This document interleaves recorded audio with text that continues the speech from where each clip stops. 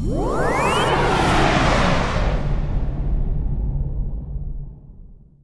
are an Amsterdam company that basically uses AI to extract data from video.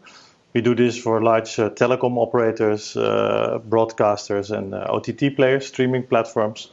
So we try to basically create a better user experience by looking at the video, because we see that most of the times metadata is lacking. So a lot of video has no descriptions, has no images, has nothing. So how do you recommend it to your user? How do you make sure people can find the right video? Now, that's basically tools that we build are used for that, to give you, in the end, a better user experience. We work on really large scale. We process a lot of video. So every day we process about 50,000 hours of video. The system runs 24/7. We do a lot of live video as well. And at the moment we are touching about 30 million households with our technology that are interacting with our APIs, probably without them knowing it. A little bit about our platform, just to brag a little bit about how big the operation is that we're running. We have like 5 big Kubernetes clusters running with about 5,000 pods. I think by now it's already more. 170 deployments and 65 billion images that we process every year, and that's 12,000 terabytes of data that flows through the system. So it's actually rather large, and we do this with a relatively small team, so it's pretty cool. And before we go into the technical details of how we built everything, I would just like to do a live demo to showcase what we do. All right, so this is what we call Distillery Plus. It's a fake streaming platform that we use to showcase our tools to our customers. And what I want to show today is the semantic search function. So we actually have a demo here running with CNN, BBC, Al Jazeera, so some news channels, and we can just search in the video based on semantics. So, for example, I can do the murder. What was it? Suspect. Yeah, that's a nice one. Murder. Because in New York, this CEO murder, for example, we should be able to quickly retrieve all the video assets that we have where they talk about this item. And you can, for example, see we generate a title here. We generate a description for the item. And if we want to view it, we can just jump in. It jumps a little bit before, but then here we actually jump into the video. Audio is not working, but you can actually see here in the text that this is the topic that we were looking for. I can try one more. For example, something a bit more abstract, a bit older maybe as well. There you can see, for example, an item about Starship's test flight that we recorded, and we are able to retrieve this.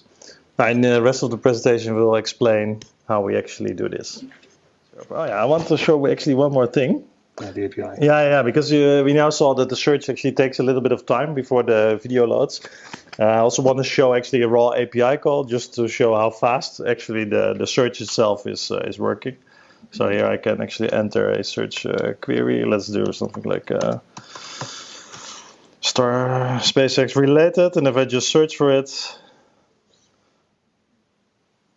you'll see this.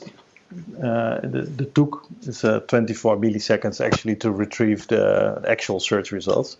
This is thanks to the Cassandra features that we're using to build this. A bit high-level overview of how we have built our platform and how it's structured. So everything that happens in our platform first goes through ingestion. So it's all video. Can process video assets. Can also process live video feeds. After we have done that, they get segmented. So we basically try to find out, okay, where are the boundaries of the topics. Then we embed those segments, and in the end, we index them so we can efficiently retrieve them. Now, what kind of tools are we using? We use FFmpeg a lot for video processing, PyTorch for machine learning, Elasticsearch. Actually, a lot less now, but our initial version was built with Elasticsearch, and we recently switched to Cassandra. Everything is built on AWS, so that's where our infrastructure lives, and yeah, everything is one large Kubernetes cluster where we deploy everything. Everything is also event-based, and for that we use a bit high-level overview of how we have built our platform and how it's structured. So everything that happens in our platform first goes through ingestion, so it's all video. You can process video assets. You can also process live video feeds. After we have done that, they get segmented. So we basically try to find out, okay, where are the boundaries of the topics. Then we embed those segments, and in the end we index them so we can efficiently retrieve them. Now, what kind of tools are we using? We use FFmpeg a lot for video processing, PyTorch for machine learning, Elasticsearch, actually a lot less now, but our initial version was built with Elasticsearch, and we recently switched to Cassandra. Everything is built on AWS, so that's where our infrastructure lives, and yeah, everything is one large Kubernetes cluster where we deploy everything. Everything is also event-based, and for that we use RabbitMQ to basically connect all the microservices together. Yeah, so basically what do we do? What are we looking for in video? Because videos are full of information, and that's information that we can extract. It can be the speech, it can be the faces of the people that we see. It can be the images themselves that we can look at, but it can also be like overlays and text and logos. So basically these are all the things that we try to extract from that video, combine it in our index, and actually then try to make sense of that. Yeah, these things. So we make shots, we do faces, we do text, we look at overlays and audio and speech. I guess Matt will do a bit more of a deep dive. Yeah. How many people here would consider themselves back-end engineers, just out of interest? New Zealand? Okay, there's a few. A handful. Yeah, for the rest of you, please bear with me. I'll try and... I have my specialization, and the AI part of it is not it. So we're mostly going to be talking about architecture and step-by-step pipelines for how we achieve semantic video search. So as Geert mentioned, we're mostly building on Kubernetes. So when we have video ingest from customers, we're usually spawning discrete recorder processes, which are spawned by EPG metadata, so the program guide metadata that we get from our customers. And then we have a live stream then of video that starts and stops when they say it should start and stop. We use FFmpeg to process the video, transcode it if necessary, remux it if not. And we handle video storage with AWS S3 and actually a little bit of Cassandra. Column stores make it very, very easy to store video in a table separated by time. So then we can also do very easy chunk generation of videos just straight from Cassandra, which is pretty nice. We have an event-driven architecture, so we use RabbitMQ mostly for our events. And from there, we have a whole bunch of microservices, depending on the product that the customer is wanting us to use, that then talk to the message bus to get messages about new frames that are available for processing, and then return messages back to the bus to say, hey, I've detected something, I've detected a face, I've detected some transcript segments that are relevant. And then at the very end, we have an indexer service, which isn't particularly interesting, but it is responsible for taking all of these messages, turning them into documents that then can be dumped into Cassandra for later querying. And then we have, as you might imagine, the JSON API that we expose to our customers. So they can use it directly from set-top boxes, for example, to ingest data, or most usually they work with a metadata provider to kind of aggregate all of our metadata with the metadata they already have to then provide nicer UX experiences for their customers. So this is a little bit of what the semantic search architecture looks like. As we mentioned before, there are kind of 3 discrete steps and 1 main interface for interacting with this. We have video segmentation, we have video embedding, and we have the indexer. If we start with thinking about the input features, we have things like audio chunks, transcripts, recognized texts. This is fed into a topic extractor, which embeds video segments based on very broad topics. These are then clustered to consolidate into discrete sections of video, and then those embeddings are not used for search. I'll go into a little bit more detail shortly on how that works. But the idea is in the video segmenter, we're taking a very broad amount of video, time-wise, and then we're just taking very, very broad topics to kind of figure out where there are natural breaks in the video. So going from one topic to another. And then once we have those segments, on those smaller segments, we do much more specific topic detection and embedding. And that happens in the segment embedder. And then once all of that is done, we index everything into Cassandra with the indexer service via RabbitMQ. So we'll talk a little bit about the video segmenter first. This part is essentially, like I said, responsible for segmenting an input video into coherent segments. So, for example, you could consider this like discrete segments during a news show, or distinct topics during a talk show, or different guests on a talk show, things like that. And these segments are the segments that are eventually returned to our users when they do a query. In this example, we're only using the textual information of the video. So the most easy way that we can segment video is just looking at transcript. This is generally very easy to do nowadays with Canary via NVIDIA or Whisper by OpenAI. You can throw it a video, it will output a transcript, and then you can do whatever you want with that. Once we have the transcript, we then have to segment it. So for this, we use a sliding window technique. We have the text, and we separate this into 30-second windows. And that's really only for just manageability's sake. It's a very arbitrary number. You could do it any way you like. But then we need to figure out which of these windows can be combined to form a coherent segment. So each of these 30 seconds probably overlap in some way to provide the segment that we're interested in. And then we can use something like top2vec to capture a broader topic of a window. Once that's done, we can then create an embedding of each of these windows. And then, yeah, this is just a vector object which can be stored directly into Cassandra, which we'll talk about shortly. Same thing. The segment embedder is really where the magic happens. We start with one of the segments that we had before, and then we first extract each sentence from that segment's transcript. And for each of the sentences, we generate an embedding. For this, we use a slightly more powerful model like SBERT or Gemini. And then you're thinking, yeah, okay, so you're embedding the same piece of text again, which is kind of right, but there is a reason for it. Before, we used a very simple model to embed the individual, to embed the broader segments, because we only need to have, at that moment, the broad topic. We only need to know where a topic starts and ends. We don't really care about the content of it. We just know that there was a transition at some point. And then once we have these segments brought out, we need a more powerful model to better capture semantic meaning.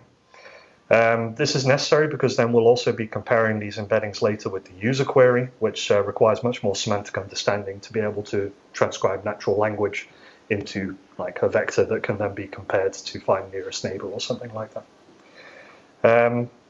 If you wanted to support multilingual setup, for example, retrieving English segments based on Dutch language queries, for example, you would need a multilingual model here, but that's not strictly needed for the segmentation step. So the segmentation step can be nice and simple. The embedding here is what really matters for the semantic search. Once we have embeddings for each of these segments, for each of the sentences in the segment, we then average them, just to find an embedding for the segment, and then that gets indexed.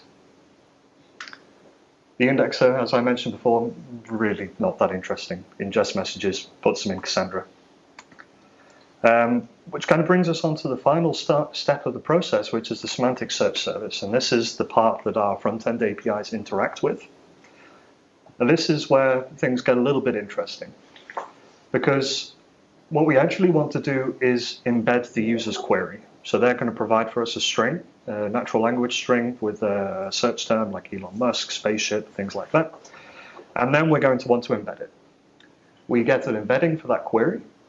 And then we pass it into the database to do a KNN search. So a simple k-nearest neighbor algorithm is it's very, very quick. There are more sophisticated ways of doing it, of course, but for us, for vector search, for semantic search, this is it's really not necessary to do anything more complex. And then the database will return to us relevant segments based on how close a query was to the segment embeddings stored in the database. Oh, I thought I had more slides. Any questions on that before I move on? Yeah. Do you transform the query at some point, or is it just going directly into the... No, it's just going directly in. So all of our embeddings that we're querying against are just embeddings of text. So for us, it makes sense just to embed the query in exactly the same way, and then find nearest neighbors like that. And then also without a system prompt, or is that... No, so there's no generative large language model stuff in here at this point. So in the demo, you noticed that there was generated descriptions. That is an example of retrieval augmented generation, where we provide a large language model with information of the vector database so that it can say why it selected a certain thing. But for semantic search itself, we're just providing segments, then it's just KNN search. Do you do any re-ranking of these results? No, just straight. No, it's just straight. So we can rank by relevance and use different weights to adjust things, but for this example, no, it's very, very simple. I think the UI indeed ranks them by recency as well. Yeah. So it's the top 10, for example, and then the most recent first, because it's mostly news items in this case. Mm-hmm. All right.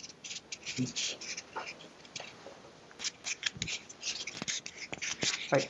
Yeah, so my question is regarding the segmentation part. So I see that you use transcript-based segmentation, but did you also consider using, let's say, image computer vision-based segmentation? Yep. Because you might lose a lot of information if you just skip that part. Yeah. So we do use that information, but just for the purposes of this presentation, we've separated out just to the transcript. It's a bit easier to explain. But we also do embeddings of shots, for example. So we monitor for changes in scene in a video and then make embeddings for that scene. So if we know that the camera moved very quickly and there's a different person in shot, then that's probably a discrete scene. And then we can make an embedding and also do facial recognition and embed that. And then we can have things like face clustering and searching on that as well. But for this example, it's just text search for the sake of time.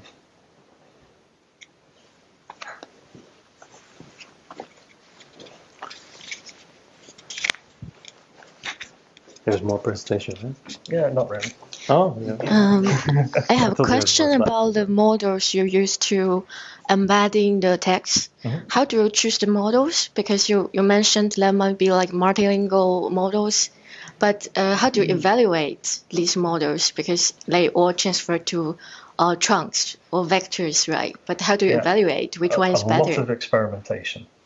That's I can look at someone in the front row who can give a better answer, but I'm not going to do that to him. Come and find us afterwards and we can give you some more information. Okay, thank you. And maybe nice to add, for example, the segmentation model is also updated daily to make sure that we always manage to segment relevant topic boundaries. So that model is actually retrained constantly. Okay, I would ask more questions after this. Yeah, you can come and find us. Anyone else? Yeah, thank you very much. I have a follow-up on the question that was posed previously. So when you have video and text and all these various inputs, how do you re-rank based on all of those different results, basically? Because it's not just one model that you're using. No, so it kind of, most of our customers have, so we have a few discrete products, one of them being semantic search of video.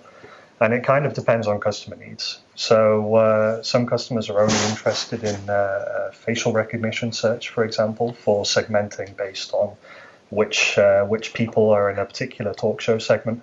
So there aren't a lot of applications, for example, where we're actually mixing embeddings from all of these different models. Usually they're fairly discrete products. Okay.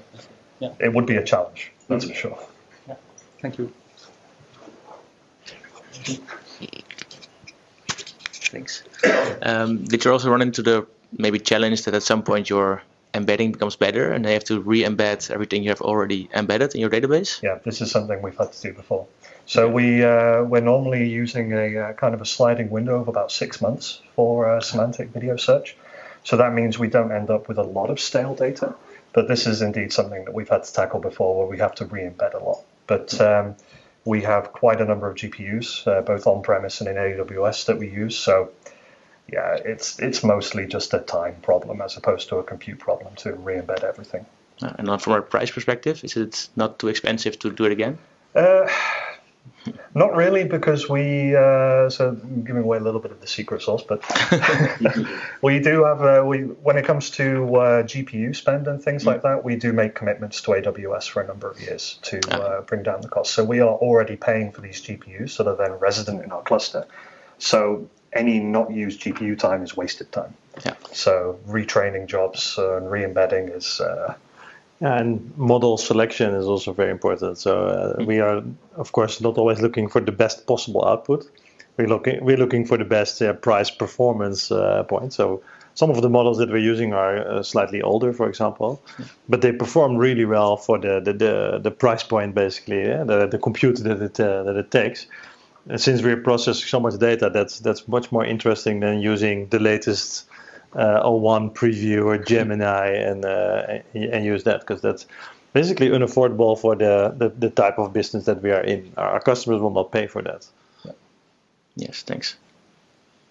One more, and then we do have to move on. I'm looking at the timer on there. Oh, we have a timer. Vaguely threatening. Yeah, I was just wondering. I really get this throughput and latency constraint that you have, right, for your clients. But do you see, as these models get smaller, they get more quantized, they get more compressed? Do you see that in the future you might avoid a lot of these individual complexities and just basically throw videos into one model and embed them? Is that something that you are actively monitoring? I would love that to happen. Yeah.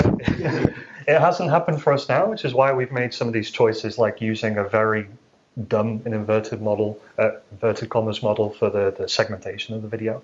But yeah, it's entirely possible that we'll hit an inflection point where a commercially available model can just do this.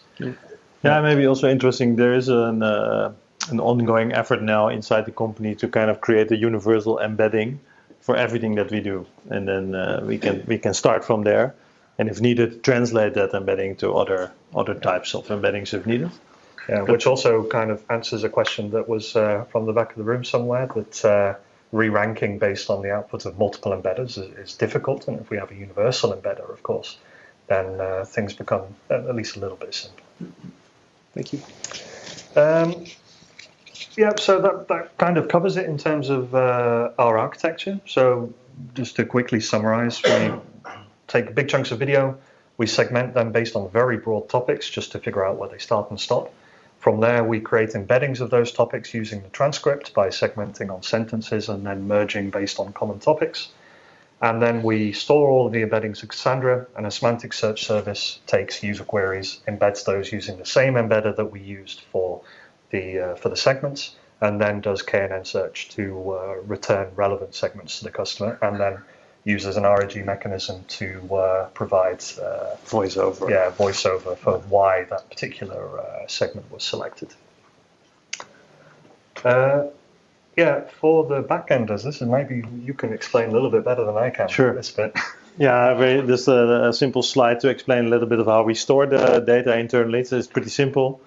We have a table, Cassandra table with programs. We store there a little bit of metadata about where was this program broadcasted originally, what was the title, some metadata about it. It's mostly for the UI in the end. And the more interesting table here is the segment table, pretty simple. It has a start and a stop. That's basically where in the video this segment originally came from. A vector, that's the embedding that we have generated with the storage attached index to be able to do fast KNN search on it. And also a little bit of metadata where we can also store like descriptions or titles and whatnot. And this simple data model allows us to actually quickly search through videos and just retrieve only that part that you're interested in. Yeah, so the Cassandra specific stuff. So I actually gave this talk a few months back with a very similar demo where we were using Elasticsearch for our video segment search. And I wrote a slide then saying, wouldn't it be nice if we could take our query time down from seconds to milliseconds? And now we've implemented Cassandra 5. Here comes the sales pitch. It is actually milliseconds, which is quite amazing. Proof of concept to a product was extremely quick.